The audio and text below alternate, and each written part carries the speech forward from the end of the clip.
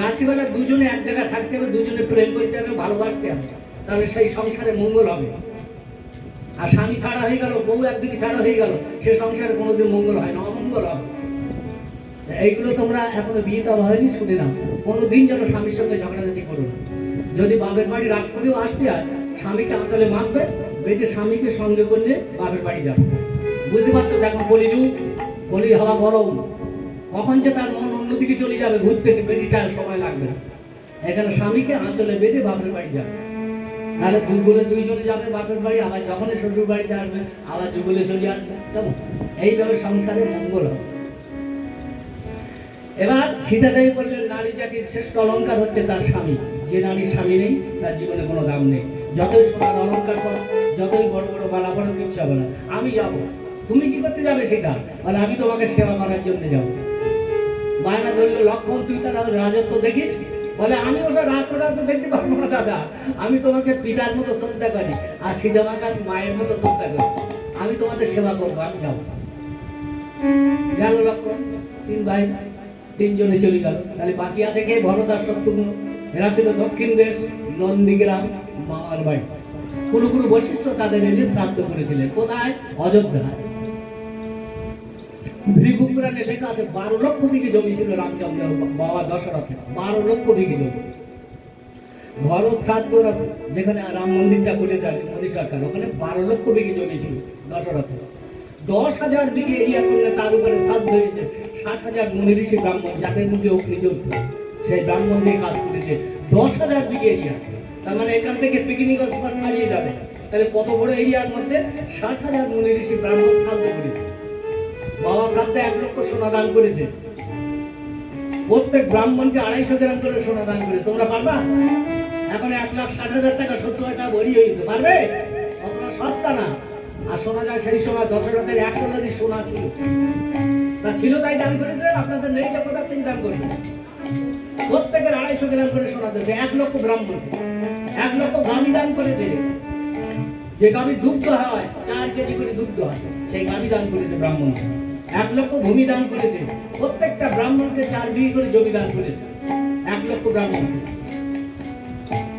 1 লক্ষ বস্ত্র দান করেছে। 1 লক্ষ মুনিদের সেবা দিয়েছে। 60,000 মুনি ঋষি তাদের দান ধ্যান সব করেছে। সমস্ত সারা পৃথিবী লোকে যেখানে যত রাজা ছিল, সমস্ত রাজা মন্ত্রীদের আমন্ত্রণ করে তাদের খাইয়েছে। দরিদ্র ভিখারি কাঙালি অতিথি কাউকে বাদ দেয়নি। সেবার সময় ত্রুটি হলে কিন্তু অমঙ্গল হবে। এই ধরো তোমাদের বাড়িতে যদি খাওয়া দাওয়া হয়, সেই সময় ক্যাটারিংয়ের লোক দেওয়া দেওয়া করছে, কিন্তু এক বৃদ্ধ তার বাড়িতে খুব কষ্ট দুঃখ, তার মনে মনে বাসা নাই যে তার বাবাটা তো মারা গেছে, মানে সাথে আমি 3 পিস মাছ খাবো, তার মনে মনে বাসা না। এখন তো ক্যাটারিং দিয়ে সেবা হচ্ছে, তারা সবার সাথে 1 পিস করে দিয়ে চলে গেল। দ্বিতীয়বার যখন আসে তখন বলছে দেবো দেবো না, দেবো দেবো না। পুরো বলে কি সব বলেছি লোক রে বাবা, হ্যাঁ দেবো বলি দেবো না বলে চলে যাচ্ছে। আমার মনে মনে বাসনা ছিল 3 পিস খাবো। আচ্ছা, সেই লোকটা যখন তোমার বাড়ি থেকে চলে যাবে, সে আশীর্বাদ দেবে, এই তোদের তরকারি লবণ পোড়া হয়ে গেছে, ঝাল হয়ে গেছে, তোদের বাবা স্বর্গে যাবে না, নরকে যাবে। কি বুঝলে? সেবার দিনে সত্য বস্তু কবু না মিলয়। এই জন্য সেই সময় বাড়ির লোক গলায় কাপড় দিয়ে ওই খাবার প্যান্ডেলে ঢুকে যেতে হবে। তার মানে কি না পড়ছে হচ্ছে, কাকিমা খাবেন তো? এই খোকা এদিকে আয় তো, এখানে 1 পিস দিয়ে যেন বাসায় দেবো, এগুলো বলতে হবে। সমস্ত বাড়ির লোক গলায় কাপড় দিয়ে গিয়ে সেখানে হাত জোর করবে বলতে হবে। যাওয়ার সময় বলে, বাবা এতে তুলনা হয় না তো, ক্যাটারিং দিয়ে সেবা হচ্ছে, আবার হাত জোর করে কার পাতে কি করছে না। ওরে যেন অমৃত খেলাম রে, তোদের বাড়িতে অমৃত খেলাম, তোদের বাবাকে আশীর্বাদ করি, স্বর্গলোকেরা বৈকুণ্ঠ লোকে চলে যা, লক্ষ্মী নারায়ণের কাছে চলে যা, ওরে তোদের বাবা পরের জন্য যেন রাজার ঘরে জন্ম নেয়, সেই যেন আমাকে আশীর্বাদ দিতে দিতে যাচ্ছে। কেন? 1 পিস খাওয়া পড়িস না? এই কারণে আপনাদের খাওয়ার সময় সব বাড়ির লোক খাওয়ার প্যান্ডেলে, জামাই মেয়ে নাতি নাতনি যারা যারা বাড়ির লোক আছেন সবাই একটু খাওয়ার প্যান্ডেলে হাত জোর করবে। কার পাতে কি না পড়ে দেখবেন, বলে সেবা দিলে সিদ্ধ বস্তু খুব নাই দিলাম। সেবাটা যদি ভালো দিন পাবে, তাদের সেবা দিতে পারে, সবাই আশীর্বাদ করতে করতে চলে যাবে। আশীর্বাদের উপরে আর কিছু বড় নেই। মানুষ যখন মায়ের পেট থেকে আসে, ল্যাংট হয়ে আসে, 3 কেজি নাই 5 কেজি ওয়েট, কোনো টাকা পয়সা কিছু নিয়ে আসে? কিছু নিয়ে আসে না। কেন? তাদের আশীর্বাদ নেই। আমার যখন আশীর্বাদ এটা ফলে যাবে না, ঝরঝর করে কোথার থেকে কোটি কোটি টাকা দিয়ে যাবে, নিজেই জানতে পারবো না। এখানে আশীর্বাদটা নিতে হবে। এই সেবাটা যেন ভালো হয়। কেমন? এইবারে এত দান ধ্যান যে করলো ভরত, এইসব দানগুলো স্বর্গের ভিতরে যায় না, স্বর্গের দরজা বন্ধ হয়ে গিয়েছে। 7 দিন দশরথ ক্ষুধার্ত, কোনো খাদ্য বস্তু পায়নি। 7 দিন পরে দেখে সীতা দেবী সরজ নদীর জলে বনবাসী মেয়েদের নিয়ে স্নান করছেন। সেইখানে গিয়ে দশরথের অদৃশ্য আত্মা গিয়ে দর্শন দিলেন, পুত্রবধূ সীতা মা, আমি 7 দিন কিছু খাইনি মা, তুমি আমাকে কিছু পিণ্ড দাও। সে কি তুমি খাওনি কিছু? না। কি পিণ্ড দেবো বাবা? বলে জলের ঘাট থেকে 3 মুষ্টি বালির পিণ্ড আমাকে দাও। তাই দিয়েছিলেন ভক্তি করে। দশরথ আনন্দ করতে করতে স্বর্গের ভান্ডারে, খাদ্য ভান্ডারে বালিতে পরিপূর্ণ হয়ে গেছে। দশরথ মাথায় হাত ভেউ ভেউ করে কাঁদছে, আমার কি দশা? বালি খাওয়া যায়? আমি যদি বৌমাকে চিনির কথা বলতাম, চিনি খাওয়া যায়, কিন্তু বালি খাওয়া যায়? তখন চিন্তা করছে এখন কি করবো। এবার রাজা ইন্দ্র বলছে, আমি তো জানি মর্তধামে পুত্র কন্যা যা দান করে তাই পায়। দশরথ বলছে, তার সে দানগুলো আসেনি কেন? বলে আসবে কি, ভরত শত্রুঘ্ন অধিকৃত অবস্থা দান করেছে। বলে সে কি, এ তো কলিযুগের ব্রাহ্মণ না, ত্রেতা যুগের মুনি ঋষি ব্রাহ্মণ, তাদের দিয়ে কাজ করা হয়েছে। এ তো কলিযুগের ব্রাহ্মণ দিয়েই করেনি। বলে কলিযুগের হোক আর ত্রেতা যুগের হোক আর সত্য যুগের হোক, ব্রাহ্মণ এই স্বর্গের দরজা পর্যন্ত পৌঁছে দেন। তারপর আপনার ব্যাপার। তারপর আপনি যদি মানব জীবনে দীক্ষা না নেন, তাহলে আপনার আতুটি দেহ কাটেনি, হাতের জল শুদ্ধ হবে না। অধিকৃত অবস্থায় মরণ হয়ে গেলে আর বড় লোকের ঘরে জন্ম হয় না, হয় চন্ডালে গিরিয়ে, না মেথদের গিরিয়ে, না রজকের গিরিয়ে, সূত্রের ঘরে জন্ম হয়, ছোট ঘরে জন্ম হয়। এই কারণে মানব জীবনে প্রত্যেকে দীক্ষা নেওয়ার প্রয়োজন আছে। জন্ম মাত্রে দীক্ষা নেওয়া ভালো। এই তো স্বর্ণকমলে 12 বছর পরে একটা বউ বাচ্চা হল, 4 তলা বাড়ি বউ, কোটি কোটি টাকার মালিক। শ্বশুর মশাই এক মন রসগোল্লা লাগিয়ে স্বর্ণকমলে ডাক্তার, নার্স, আয়া, রুগীপত্র যে যাচ্ছে তো দরকার শুরু হয়ে গেল। আমার নাতি এই তো 12 বছর পরে, আর ওদিকে শাশুড়ি মা পাড়ার সমস্ত মেয়েদের ডেকে সব রসগোল্লা ঘরে ঘরে, হ্যাঁ। আর সেই বাচ্চাটা ভোর না হতে মারা যাচ্ছে। অবস্থা, সেই মায়ের অঙ্গে শাড়ি নেই, শাড়ি খুলে যাচ্ছে, উলঙ্গ অবস্থায় ছুটতেছে, পাগলের মতন হয়ে গিয়েছে। 12 বছর পর একটা ছেলে হলো, কিন্তু ছেলেটা 24 ঘন্টা তারপর মাই ছিল, তারপর মারা গেল। সেটা হতে পারে কি অবস্থা। এই কারণে প্রত্যেকের আশীর্বাদ নেওয়া উপযুক্ত। আশীর্বাদ না নিলে পরমায়ু বাড়ে না, এগুলো করতে হবে সব। তা কি করলে আশীর্বাদ হয় সেগুলো তো জানতে হবে। আমাদের স্বভাব কি, বলতে বলতে বাচ্চাটা সোজা ঘরে ঢুকে গেল না। ওখানে মহাপ্রভুর মন্দির আছে না, ওখানে 11 টাকা জমা দিয়ে তার কাছে প্রার্থনা করতে, হে মহাপ্রভু, আমার একটা নাতি দিয়েছেন, এর পরমায়ু তুমি বৃদ্ধি করো, পথে ঘাটে বিপদে আমাদের তুমি রক্ষা করো। সেখানে 11 টাকা জমা দিলাম। আবার ওখান থেকে তাদের সামামা, আর ওদিকে রক্ষাকালী, জোড়াকালী বাড়ি আছে না, 2 মন্দিরে 11 করে দিলেন, সেখানে একটু প্রার্থনা করলেন। ওখানে তো 30 বছর বয়স হয়ে গেল, হ্যাঁ। আর প্রত্যেকটি মায়েদের আগেতে বলে দিতে দেখ, মা হচ্ছে প্রথম গুরু, সন্তানের প্রথম গুরু। মার কাছে প্রথম দীক্ষা হয় সন্তানের। যখন ডাক্তার, নার্স, আয়া কেউ থাকবে না, দেখা যায় কেউ নেই, শুধু সন্তান আর মা, এসব কানে দুটো করতে দেখি, কৃষ্ণ কৃষ্ণ কৃষ্ণ। একদিনের যদি পরমায়ু থাকে, ওই একের পাশে একটা সৈন্য বসে যাবে। মা 10 বছর পরমায়ু করে দিল। আর রাস্তায় আস্তে আস্তে যেখানে মন্দির দেখতে সেখানে নেমে কিছু সেখানে দিতে আমার কাছে প্রার্থনা করতে, আমার নাতি কি আমার ছেলে পরমায়ু বৃদ্ধি করে। এগুলো মায়েদের বৌমাদের শিখিয়ে দিতে হয়, এগুলো জানতে হয়। মা তো আর আতুরি অবস্থা যাবে না মন্দিরে, দরকার নেই। ঠাকুর মা তো থাকবে, সে কোলে করে নিয়ে একটু প্রার্থনা করবে, সেখানে 11 টাকা জমা দিল, তাদের আশীর্বাদ নিতে হবে, তবে তো তার পরমায়ু বৃদ্ধি হবে। তাও উপযুক্ত সময় হলে পুরো গুরু তোমাদের যা আছে তাদের দীক্ষাদের দিতে হবে। এইখানে অধিকৃত অবস্থা কোনো কার্য সম্পন্ন হয় না। তা ভরত শত্রুঘ্ন অধিকৃত, এইখানে দান যায়নি। সীতা দেবী বালির পিণ্ডে তুলে এলো কি করে? বলে সীতা দেবী আইপুর বেলায় বাপের বাড়িতে দীক্ষা নেওয়া ছিল, তার কাছে বালির পিণ্ড চেয়ে বসে বসে বালিকা। দশরথ ভেউ ভেউ করে কাঁদছে, আমার এখন উপায় অন্তর্যামী করে গুরু বশিষ্ঠ জানতে পারলো, দশরথের আত্মার শান্তি হয়। রামচন্দ্রকে ডেকে বললে, রামচন্দ্র তুমি তো অবতার রূপী ভগবান, এই মনুষ্য লোকে যখন ধর্ম রক্ষা করবার জন্য এসেছো, শুধু তোমার পিতৃ ধর্ম পালন করলে হবে না। এই জগতে অনেক মা বাবা চলে যাচ্ছে, তাদের আদরের ছেলে অধিকৃত অবস্থায় হয়তো শ্রাদ্ধ শান্তি করেছে, আদরের মেয়ে হয়তো অধিকৃত অবস্থায় চতুর্থী করেছে। যদি কোনো জায়গায় কাজ অসম্পূর্ণ থাকে, হে রামচন্দ্র, সবার আত্মার শান্তি তোমাকে রাখবে। এইখানে রামায়ণটা দিতে যদি বলে কথা বলে কীর্তন দিলে হবে না, হবে না। যখনই কৃষ্ণকে জড়াবেন, যখন তার পায়ে বানাঘাত করেছিল, তখন তো কৃষ্ণ মারা গেল, কদম্ব বৃক্ষ থেকে পড়ে গেল। তখন জড়াবাদ গিয়ে কাছে, আমি কি করলাম কৃষ্ণ, তোমার পায়ে আমি বান মারলাম? বলে এসব পূর্বজন্মের কথাবার্তা আছে।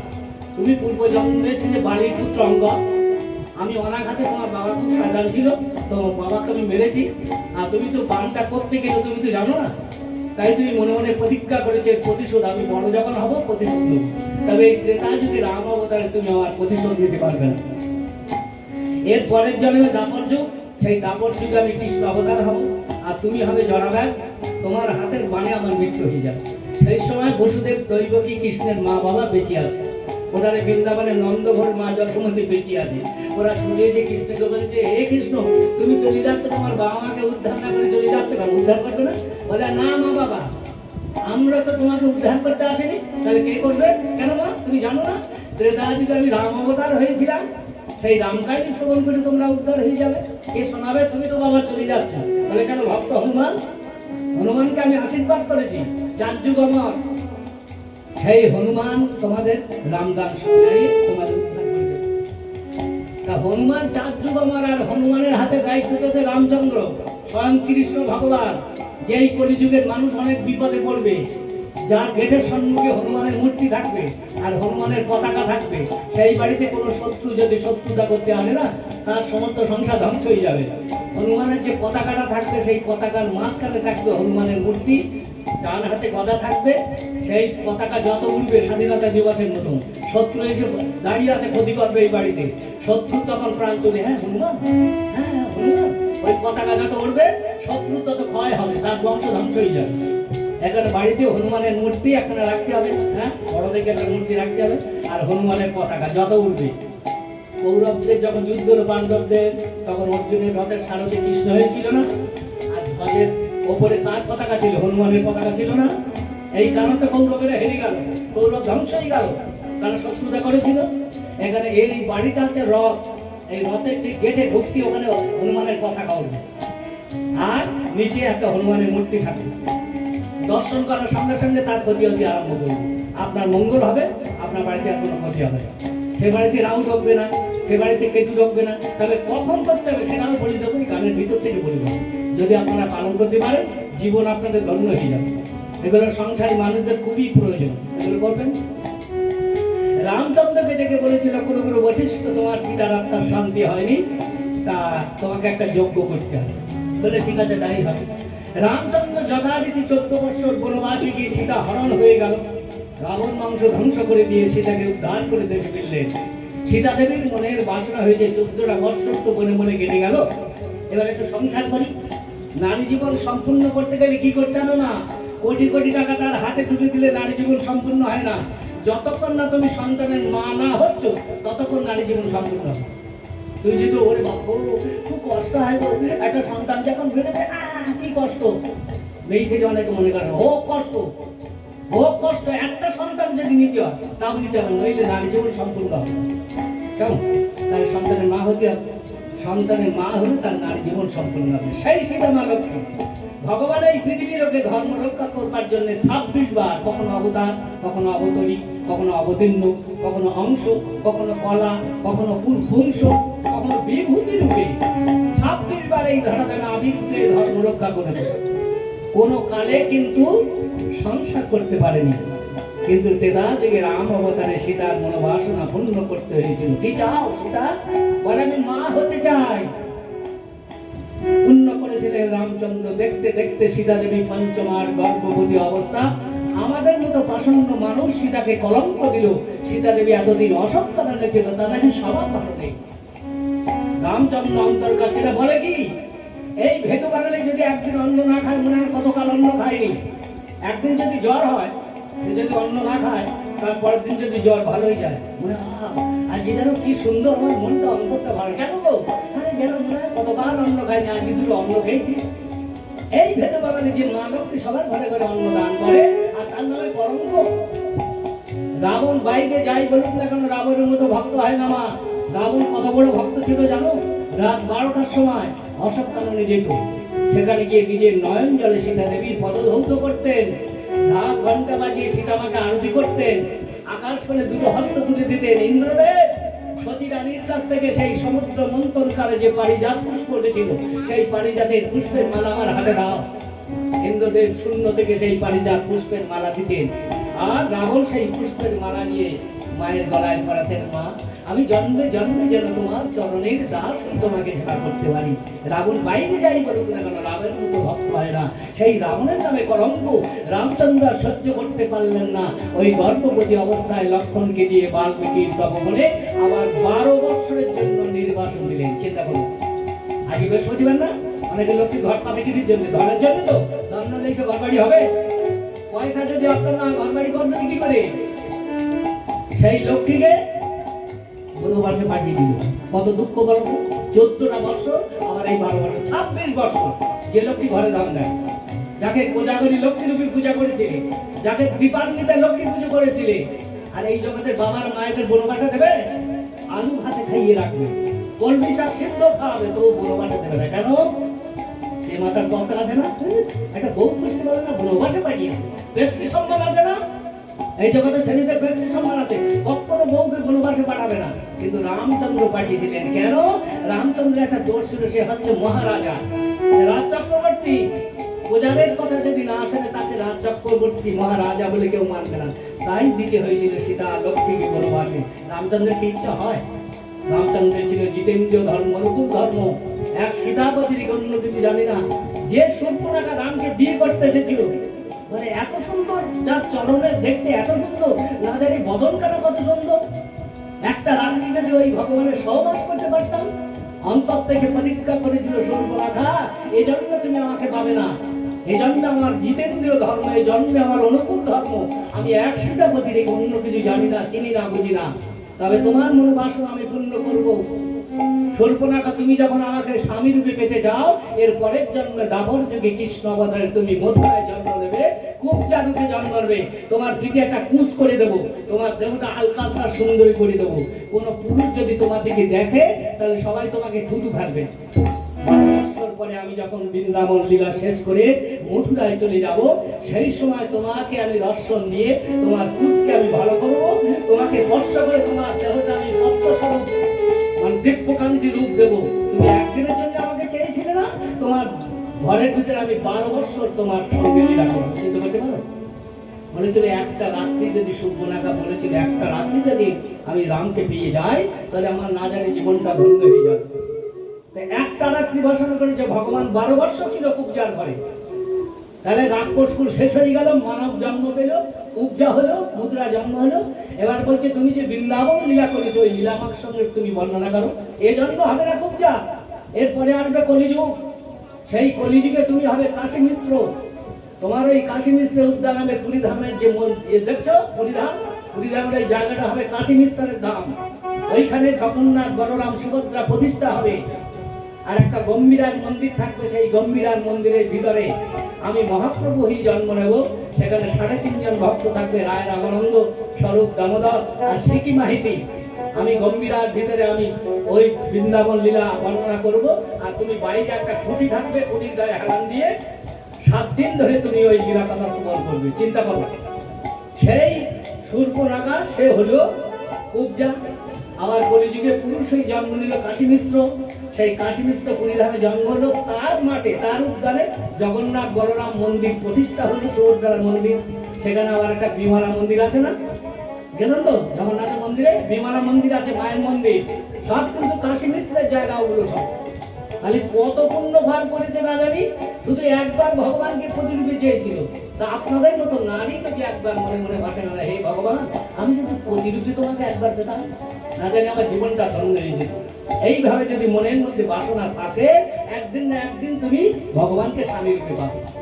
কুবজার মতো এইরকম অন্তর থেকে জায়গাতে রাখা, চরণটা এত সুন্দর, যেন কোটি কোটি সূর্য যেন বিরাজ করছে, না জানি তার বদনটা কত সুন্দর হতে পারে। এই ভগবান যদি আমার একটা রাত যদি আমার প্রতিরূপে আমার মনোবাসনা পূর্ণ করতো, তাহলে কি আনন্দ আমি পেতাম। তাই ঠাকুর ঘরে যখন ঢুকতে হয়, তখন মনে মনে বাসনা করতে, হে ভগবান, তোমাকে যদি আমি একটা জন্ম প্রতিরূপে পেতাম না। একদিন না একদিন ভগবান কালা নয়, কালা হয়ে বসে আছে। ভগবানের কানে যদি একবার তোমার সেই দুপোটা চোখের জল যদি তার চরণে ফেলতে পারো, ভগবান একদিন না একদিন কি করে তোমার স্বামী হয়ে তোমাকে আনন্দ দান করবে। রাধারানীর মতো রূপ পাবে তুমি। এই জগতে যারা কালো সুন্দরী, এই যেমন আজকে চন্দন ফুলের মালা পরিয়েছিল কে? কুবজা রানী। কাকে? কৃষ্ণ বলেছিল আমার গলায় পরাও। বলে তুমি আবার কে? বলে আমি কৃষ্ণ, আমার গলায় পরাও। পরালে কি হবে? আর এই চন্দন কার গায়ে লেপন করো? বলে মথুরার কংসের গায়ে। বলে এখন তো তার দিতে হবে না, আমার গায়ে লেপন করো চন্দন। কৃষ্ণের গায়ে চন্দন লেপন করে দিল। হ্যাঁ, আর বলছে আমি তো তোমার দেখতে পাচ্ছি না, পুষ্ট দিতে বড় পুরো। আস্তে আস্তে চিবুকে হাতটা দিয়ে কটকট কটকট করতে খুব জায়গা সোজা করে দিল। বলে এবার আমাকে দেখছো, তুমি কত সুন্দর, আর তুমি এত আলকাতরা সুন্দরী, এবার আমাকে একটু বর্ষা করো। যখনই কৃষ্ণ বর্ষা করলেন সঙ্গে সঙ্গে পোকান্তি রাধারানীর রূপ পেয়ে গেল। তাহলে গলায় মালা পরিয়েছে তাই, কিন্তু কৃষ্ণ তো আর তোমাকে দেখা দেবে না, এই রামচন্দ্র দেখা দেবে না। আমরা হচ্ছে সেই রামচন্দ্রের ভক্তের গুণগান করতে এসেছি, আমরা হচ্ছে সেই ভক্ত। যে নারী সঙ্গে সঙ্গে মালা চন্দন নিয়ে, এই যেমন বললাম খোকাটা এলো, এরপরের জন্য খোকা কত সুন্দর হবে, যেমন মহাপ্রভুর মতো রং হবে। কেন? ও মালা চন্দন করেছে। এইরকম কোন নারী যদি শোনার সঙ্গে সঙ্গে মালা চন্দন নিয়ে এই খোল কদ্দাল সব যেভাবে বললাম এইভাবে এরা আছে রামচন্দ্রের পারিষদ, এইভাবে যদি পরে বলো পরের জন্য তুমি এই আলকাতা সুন্দরিয়া থাকবে না, রাধারানীর মতো সোনার বরণ রূপ হবে। যেখানেই মালা চন্দন করতে বলবে ছুটে যেতে হবে, কোনো কথা হবে না। আজকের যে ভাগবত কথা তোমাদের আমি শোনালাম, এগুলো শুনে রেখে দাও, জীবন তোমার ধন্য হয়ে যাবে। এই জন্মটা তোমার কালো বরণ হলো, কিন্তু পরের জন্য তোমার রাধারানীর মতো সোনার বরণ হবে। যেখানে যেখানে মামার বাড়ি যাওয়া, যেখানে যাবে হরিনামে যাও, যেখানে যাবে যখনই মালা চন্দনের কথা উঠবে সঙ্গে সঙ্গে চলে যাবে। আগে এরকম কলকাতায় সব চন্দনগুলো দিয়ে দেবে, মালা যখন করবে তখন যারা যারা বসে থাকবে তাদের বলতে হবে শঙ্করধ্বনি উলুধ্বনি করে। শঙ্করধ্বনি হচ্ছে মঙ্গল ধ্বনি, এই বাড়ির যত অমঙ্গল সব কেটে যাবে। উলুধ্বনি যাদের বঙ্কাইটিস আছে না, সর্দির দোষ, ওষুধ খেয়ে যাওয়া ওঠে না, হাড়গুলো সব কালচে কালচে ঝুলির মতন হয়ে যায়, তারা যদি পুরোদমে উলুধ্বনি দিতে পারে তাহলে ভিতরে সাইক্লোন হবে। অর্ধেকটা বাইরে বেরোবে আর অর্ধেকটা ভিতরে সাইক্লোন হবে। আস্তে আস্তে পাইকারের সাথে ওই সমস্ত ঝুলকানি সর্দি সব বেরিয়ে যাবে। উলুধ্বনি দেওয়ার এর একটা লাভ আছে। শঙ্করধ্বনি যে যত ধ্বনি দিতে পারবে ফার্স্ট প্রাইজ পাবা, যেখানে নাম দেবা একটা বড় বাজ পেয়ে যাবা। হ্যাঁ, এখন থেকে যেসব মেয়েরা শঙ্করধ্বনি উলুধ্বনি করতে পারো না করবে। যখন হরিধ্বনি উঠবে তখন বাহু তুলে হরিধ্বনি করতে হবে। বাহু তুলে হরিধ্বনি করলে কি হয়? লজ্জা মান ভয় পরিত্যাগ হয়, ভগবানের চরণে আত্মসমর্পণ হয়। তোমার দুটো হাত দিয়েছে হরি বলার জন্যে, ৮০ লক্ষ জনই ভ্রমণ করে এই দুটো হাত দিয়েছে হরি বলার জন্যে। এবার তুমি যদি বলো হরি বল হরি বল, পরের জন্য হাত পাবে? ওই হাতের বদলে আমার দুটো পা করে দেবে। আছে তো দুটো পা, আবার যদি দুটো পা করতে কটা পা? 4টি পা। মানুষ পেটে জন্ম হবে? 4 পিলি জন্তু কারা? যেমন কুকুর আছে, গরু আছে, বাঘ আছে, ভাল্লুক আছে, তাদের পেটে জন্ম হবে না? তাই বাহু তোলার জন্য হাত দুটো দিয়েছে। তাই যখন হরিধ্বনি করতে হরিব হরিব হরিব, যখনই গানে ধুম উঠবে, আমি যখন এই হাত তুললাম মানে ধুম উঠে গেল, তখনই শঙ্করধ্বনি করতে হবে। এই সংসারে যত অমঙ্গল সব দূর হয়ে পালাবে, সব উলুধ্বনি করতে হবে। তোমার নিজের দেহেরও ভালো হবে আর এদিকে ভগবানও আনন্দ পাবে। এই উলুধ্বনি শঙ্করধ্বনি গোলক পর্যন্ত পৌঁছে যাবে। বলে হরি ও হরি ও, যেখানে হরি আছে গোলক, সেই গোলক পর্যন্ত শঙ্করধ্বনি উলুধ্বনি পৌঁছে যাবে। তাই না? এগুলো করতে হবে। যেখানে হরিনাম হবে বা যেখানে রামায়ণ গান হবে বা যেখানে কীর্তন হবে বা যেখানে হয়তো কালী পুজো হচ্ছে বা যা কিছু, সেগুলো শঙ্করধ্বনি উলুধ্বনি করতে হবে। আর যখনই দান করবে এইভাবে দান করতে নেই, কিন্তু এইভাবে দান করলে যায় না। তোমার 5টা আঙুল দিয়েছে না, এইভাবে যখন ধরো একটা গাছের ডালে আম ফলে, আম কি উল্টোমুখ হয়ে যায়, নিচু মুখ হয় না? তার মানে সে নিচু মুখ থেকে তুমি ফলটা নিচ্ছ তো। যে দান নেয় সে হচ্ছে দানি, আর যে দান করে সে হচ্ছে দাতা। তাহলে গাছ দাতা ওপর থেকে ফল দান করছে, আর তুমি যখন ফল দান করছে হয়তো 1 টাকা দিচ্ছ, 2 টাকা কি 10 টাকা যাই, এই 5টা আঙুল দিও না ভগবান। এইভাবে নাম ধরে বলবে। আজকে কি লীলা হচ্ছে? রাম লীলা। জয় শ্রীরাম। রামের ব্যাংক বই করে কালী মায়ের দান করছো তো, জয় মা কালী। ওর এই একটাই ব্যাংক, ওখানে যাবে। তুমি যখন জন্ম নেবে 6 দিনের দিন, যখন তোমার মা হাতুড়ি ঘরে যখন ভাগ্য রেখা লিখবে, তখন চিত্রগুপ্ত বসে আছে যে এই একটা বৈকুণ্ঠে কার কার নামে দান করেছে। কালী নামে দান করেছে কত? চিত্রগুপ্ত জিজ্ঞাসা করছে, জিজ্ঞাসা করছে কত দান করেছে কালীর নামে? 101 টাকা। লিখে দাও, কোটিপতি হবে। মহাপ্রভুর নাম জপে কত দান করেছে? 501 টাকা। লিখে দাও, মানে 5 কোটি।